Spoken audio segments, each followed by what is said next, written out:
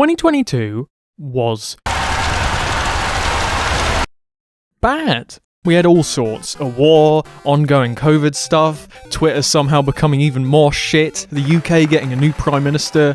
Good afternoon. And then the Queen dying 2 days later. And then another Prime Minister. But do you work in a business? Do you want some fruit? I'm homeless. What is even happening anymore? I don't know. I'm writing this while sitting in a sleeping bag because heating is apparently a luxury item now. The Lego sets are 750 quid! For a year so dominated by things going on, it was actually pretty quiet on the video games front. We were dodging games left, right, and center for the first few months. Then, nothing. Xbox forgot to make any video games again. Like, seriously, not a single fucking video game. You announced all of these years ago. Where are they, Phil? Where are they? PlayStation put out one of the least necessary remakes ever made, and then charged 70 quid for it. So, business as usual. Nintendo pumped out about 100 different video games this year, and I bought not a single one of them, somehow. But I did play some things. Some things I even enjoyed. Some things that I enjoyed so much, I organised them into a list format. After I talk about some other things first. The Steam Deck came out this year and actually somehow got through its queue, which is a miracle. It took them 4 months to get through an hour's worth of orders, and another 4 months to get through a year's worth. I don't know how. I've already said pretty much everything I wanted to about this thing in my video on it, but in short, it's really, really, really cool, until it suddenly isn't. But the cool parts significantly outweigh the misery of trying to get a game to function. It's great for getting through the backlog too. I finally played both Bioshocks, Dishonored, Little Nightmares, Undertale, Persona 4, Yakuza Kiwami, Metroid Zero Mission, Fez. It's as buggy as a bug hotel, but I love this little thing. Please put Game Pass on Steam Xbox, I'm begging! Overwatch 2 shat all over the bed, made a massive mess, but as I discovered, some people have a scat fetish. Somerville had a section where you played as a baby. Fortnite added a funny hammer that I enjoyed immensely. High on Life made me want to kill myself. Vampire Survivors, my favourite slot machine. I feel gross playing this. I'm not denying that it's a very well-made dopamine dispenser, because it is. It's arguably the best dopamine dispenser outside of crack. Just look at this shit. This is 4 runs in. I'm not even at the computer right now. I'm just letting it do its thing. But I also simultaneously feel like I'm a mule chasing a carrot on a stick. It's the addictive parts of video game design being laid bare for you to gawk at. It's so streamlined that I kind of resent it. Is it good? I don't know. Do I like it? I don't know. Did I buy it again in the Steam Winter Sale just so I could play it on the deck? Perhaps. I played Persona 5 again. It's nice to meet you all. Whoa, his voice is sexy. I think the hallmark of a masterpiece is when you finish a 100-hour game for the second time in a year and immediately want to start playing it again. So much style, so much charm, so simultaneously cozy and adrenaline pumping. And the new stuff added in Royal is easily the best part of the game. If you haven't played it yet, play it. It's on everything now. It's on Game Pass. Just do it. You get to fight a dick in a wheelchair. Stray made me connect with my inner self. A dog lover. It's alright. The environments are quite nice. The atmosphere is immaculate. One of the missions lets you give a robot terminal brain damage. But I don't have a cat, which feels like a requirement for loving this game. If I was playing as a small Pembroke Welsh Corgi running around this cyber city, then it would be at the top of my tier list. But I wasn't. I was playing as a Moggy, so I thought it was just alright, sorry. What else? Returnal was pretty fun, even if the story was god-awful. I played Sea of Thieves with the boys a bunch. Forewarned was pretty funny. I have found the best hiding place that I could possibly get. Where is he?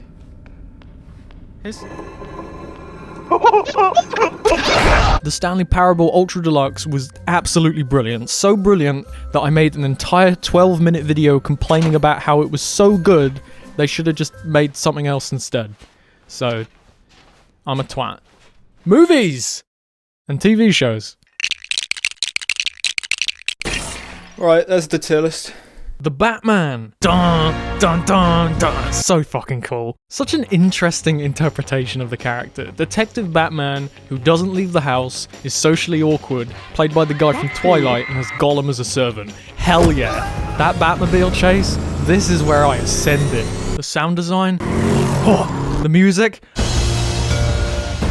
oh, the cinematography, oh, fuck yeah! This scene genuinely converted me into a car lover for 3 minutes. It's that good.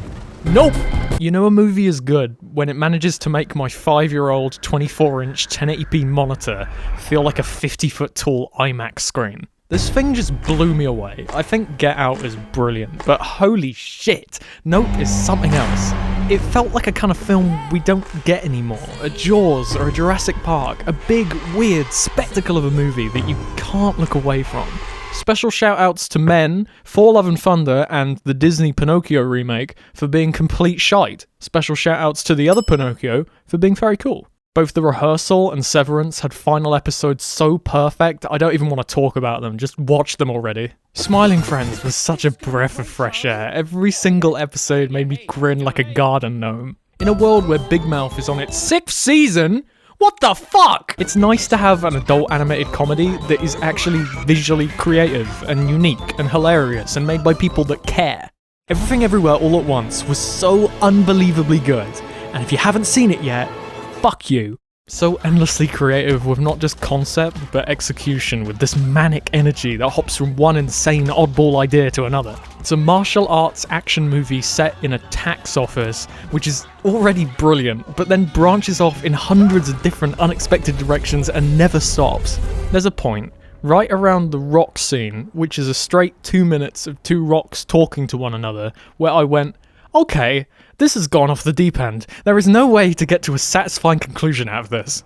The insane thing is that they do. They make sense of the madness and manage to get to a finale that is probably my favourite ending ever. I don't know how they even wrote this movie. And with that out of the way, the tier list of the year, the best games I played this year, all of them in a list.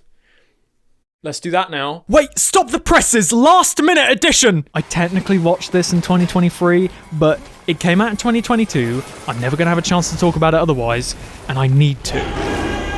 RRR, which stands for Ryan Rodney Reynolds, is a movie about two buff men dual-wielding rifles while in piggyback formation. It's a movie with an action scene involving a horse, a motorbike, and a small child trapped on a boat.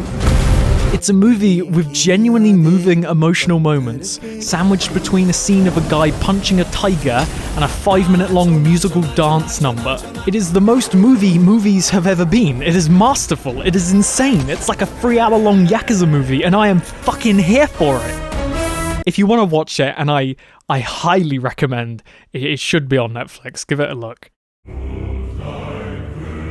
God of War Ragnarok was pretty good. I don't think there was a universe where this could actually be as brilliant or better than the 2018 game. There's so much in the original that works because it's the first time it's being done. Kratos and Boy's relationship has a really compelling arc that you can't repeat again. Kratos himself has a really compelling arc with lots of beautiful, creative imagery that you can't repeat again. The reveal, 2/3 of the way through, that, hey, the blades from the old games are still in this, go nuts, is something that you especially can't repeat again. So yeah, cool, new God of War, hell yeah, will probably be really good, but not this good. And, yeah. I'll give them props though, they got really fucking close. The opening hour is this non-stop theme park ride. Drive the doggies, fight the woman, kill this fucking bear. Then Thor shows up, and he's this washed up fat guy who just wants a chat and some ale. No. Alright. I, and presumably everyone else, saw this scene in the trailer and rightly assumed it was going to be 40 hours in. Nope, 1 hour in. That is how confident Santa Monica Studio is. The combat feels just as good as it did before, if not better. The writing is mostly solid, the environments are gorgeous, the set pieces are great, the music slaps. The performances across the board are absolutely stellar. Christopher Judge, Ryan Hurst, Adam John Harrington absolutely fucking kills it as Sindri. But Richard Schiff as Odin takes the entire cake, carefully divides it into slices, and then shoves the entire thing in his gob anyway because he's that fucking good. This guy is clearly having so much fun playing this character. He's like if a Scooby-Doo villain was taken seriously. He's so much fun to watch. The second Odin shows up in a scene, your brain automatically starts committing it to long-term memory because it just knows it's going to be good. Were you intending on killing me first thing? See? What, that's not good enough for you? There's so much good stuff in this game. Too much stuff. There's points where it felt like it was never going to end and I was trapped in this very beautifully rendered purgatory for the rest of my life. There's a massive optional area late in the game that has more game in it than some entire video games that came out this year. There's a seemingly never-ending list of collectibles and side quests and activities to do. There's an hour-long mission where you just sit on a yak collecting berries. Maybe could have done without that. It feels like two already massive games duct taped together, which it might actually be. It's big, way too big, sometimes to a detriment, but there's so much good stuff in here that I can't even complain. This is the first and last time I'll ever utter these words. It might, maybe, have been worth 70 quid. The Atreus sections suck though. Pentiment is a game about a lot of different things. It's a game about hard choices. It's a game about art. It's a game about murder and lies and judgment.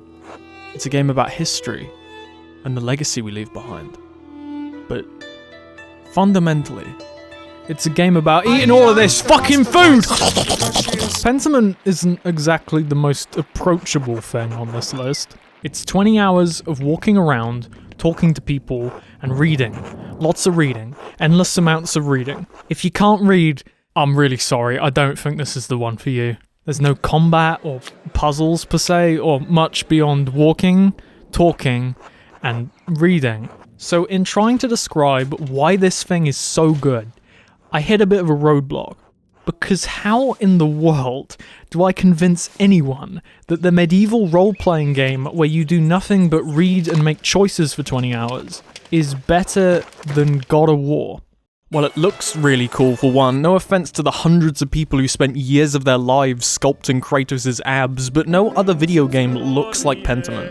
The character art, the backgrounds, it all looks like it walks straight off an old medieval manuscript. And it's full of little touches and details too. The clock, the pause menu, this one guy who is illustrated in a completely different style to everyone else. The way the game uses fonts is really clever as well. Instead of just slapping a bog standard gothic typeface on everything and calling it a day, every single person talks in a slightly different way. A poor farmer will speak in this scattish scribe, while an aristocrat will speak in a beautiful, polished calligraphy. Text is written in with spelling errors that are then crossed out and replaced, as if you're watching the scribe fuck up in real time. People speaking different languages? That's printed first, then crossed out, then written in English. My favourite moment was when I was talking to this farmer with this messy handwriting to match because, you know, he's a farmer. He can't speak good. Then he happens to mention that he's actually quite educated, and the font suddenly switches to this refined script. It's also really well written, which it better be if you're making me read that much of it. It's funny and engrossing and atmospheric, and the people feel like people who make decisions for logical reasons that make sense to them. Everyone's got their own problems and their own opinions. They're never just a morally good or a morally bad character. When the game hands you a choice, namely, choose one of them to sentence to death, it's impossible to decide. You can't just pick Mr. Racist, who is famously a racist. You're faced with the task of condemning someone to a fate that you're pretty sure they don't deserve. At the end of the day, does it really matter who you pick? No, the story doesn't change a whole lot. The game doesn't punish you for picking the wrong one. Spoiler alert, they're all the wrong one. But the writers invest you so much in this village and the people that inhabit it that your choices end up feeling meaningful anyway. Your decisions shape this place for better or worse over decades of time. Everything has a butterfly effect. So, pick wisely, fuckface. Tunic is a little game about a little fox, and oh, it's Zelda. It's just a 2D Zelda game. Wait, I don't even like 2D Zelda. Why is a 2D Zelda knockoff on my best of the year list? Why did I even play it? Manuals. It's got a manual in it. That's it. I like manuals, okay? Tunic is a 2D Zelda-inspired, top-down, isometric adventure game with puzzle elements, yes, but it's also a game about a manual. A good manual too, none of this black and white horse shit. It's got a map, control guides, little illustrations, it's adorable. You can zoom in and see the printing imperfections and the staples. It's littered with sketches from a previous owner. There's a notes page at the back, which I very much appreciated. This thing is brilliant. Good luck understanding any of it though. 90% of the pages are missing. It's almost all in some made-up language. Go to page 41 to find out more. I don't have page 41! And also, what the fuck does any of this mean?! The thing is, Tunic isn't really a 2D Zelda-inspired top-down isometric adventure game with puzzle elements. It's a puzzle game with 2D Zelda-inspired top-down isometric adventure game elements. The fighting skeletons, and the looting chests, and the boss fights, all of that is secondary to working out what the hell this book is trying to say. You're not even told explicitly where to go. You don't get a quest marker or a convenient owl. You get fuck all. Figure it out yourself, bucko. Maybe the objective is down here. Or in here. Maybe it's in this windmill. Maybe this guy knows the way. Sometimes the manual will give you a nudge in the right direction, but even then, that's only half the battle. Right, the book says I need to go to the abandoned house, which is this thing on the map, but it's locked. I need a key. I don't have a key. Where do I get a key? Oh, that dude has a key.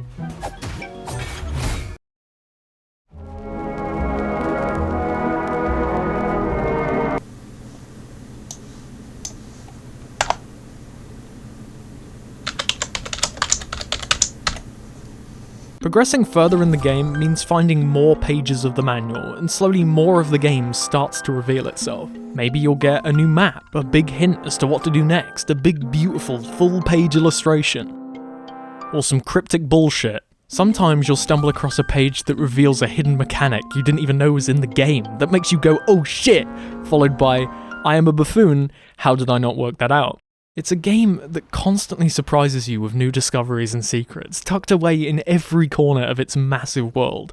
It's full to bursting with those oh shit moments. The last few hours is a borderline buffet of oh shit moments. Its final puzzle, I don't even want to spoil it, it's too good, but let the record show. Holy shit. Tunic is a beautiful little puzzle box tucked away in an entirely different genre of game. It's like if Zelda, Dark Souls, Fez, and I guess the good bits of The Witness had a baby. If it wasn't for some of the worst bosses ever invented by humanity, it'd probably be 2 places high. Here's a real high-class bout. And begin! Cuphead is a masterpiece. It's so good. Horseshit, yes. One of the most gorgeous video games ever made? Also yes. The delicious last course is even more gorgeous, somehow, and also significantly less horseshit, so really they just perfected it. These bosses are in an entirely separate league. So much detail, so many little touches with multiple phases that each turn into something new. You never know what you're gonna get. There's not a single dud here. Every single boss is the best boss. But there is a crown jewel, and it's the last one, so spoilers, don't say I didn't warn you. Just look at it! Just look at how expressive this dude is! Look at him chop up those lines. The sound design on that knife. Look at how seamless this transition is. How imposing they managed to make a cartoon salt shaker. The fucking music!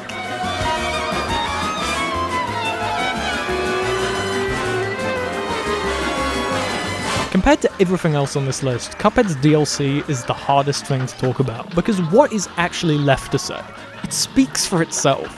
If you don't think this looks incredible, go down to Specsavers and get your eyes tested, because Christ! I've said it before, and I'll say it again. I cannot believe they managed to one-up themselves. I've already said pretty much everything I could in my video about it, but Immortality is such a special experience. Not only for being a genuinely compelling mystery with layers of intrigue, not only for authentically recreating 3 different time periods of film and the people that made them, not only for making me geek out at how the UI looks a little bit like Premiere Pro, but for how difficult it made falling asleep for several nights after finishing it. Scaring someone is easy. Get a gif of a teddy bear jumping at you and a loud noise, boom, instant horror classic. Unsettling someone is really hard. It takes a lot to get into someone's head. A lot for someone to forget that they're playing a game or watching a movie. A lot to make it feel like the game is looking back at you. Delving into the darker side of Immortality feels like staring at something the developers didn't even intend to include, something that you and only you have stumbled across all on your own. And it knows you're there. From the word go, the One isn't talking to the camera, she's talking to you. She's staring dead through the screen. Her not stepping through it is a borderline courtesy at this point. After a while, it starts to feel like she's always there, watching you, surveying you. You can feel her gaze even when you're not watching a clip with her in it. The sound design and the structure builds up such an immaculate feeling of dread as to what you'll see next, and this perverse excitement as to how much more twisted it can get.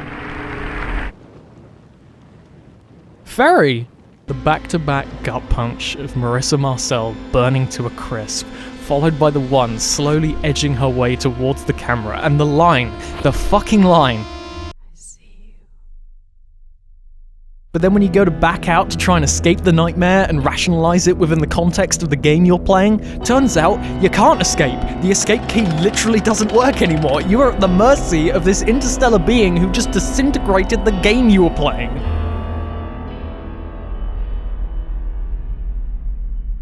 I'm part of you now.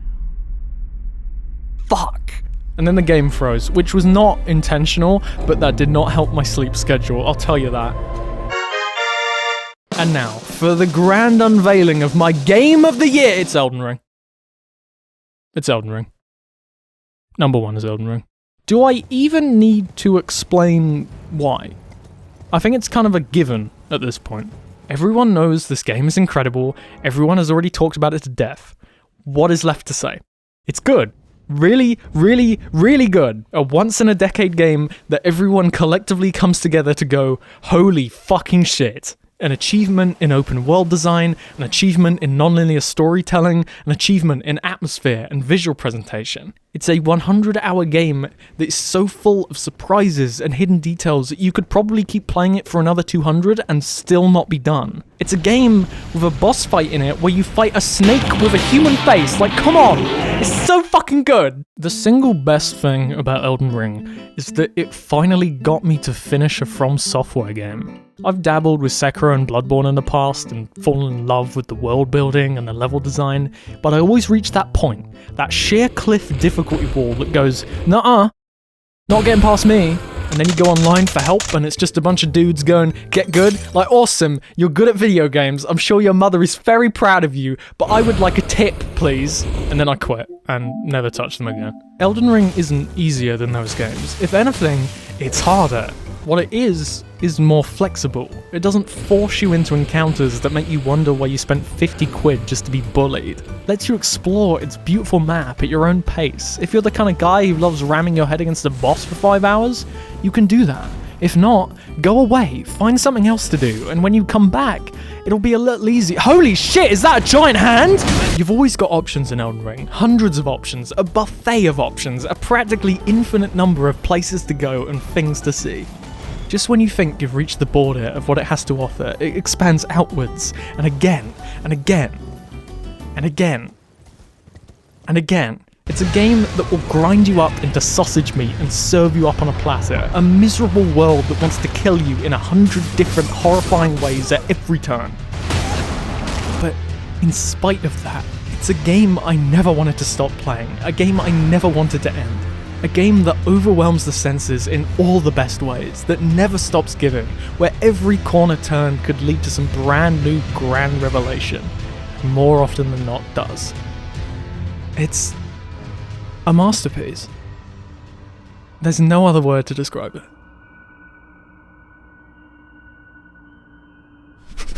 Now give us Bloodborne on PC, you fuckers! Ah!